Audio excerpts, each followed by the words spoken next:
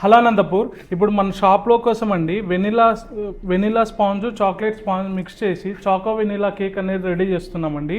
మనం కేక్ లేయర్స్లో మధ్యలో choco chips milk made add చేసి రెడీ చేస్తామండి. ప్లెయిన్ కేక్స్ కాదండి మనం సేల్ చేసేది, మంచి క్వాలిటీ ప్రీమియం కేక్స్ రీజనబుల్ కాస్ట్లో చాలా హైజీన్గా టేస్టీగా ప్రిపేర్ చేస్తాము. ఇప్పుడు మీరు చూస్తే ఇది చాకో వెనిలా కేక్ అండి.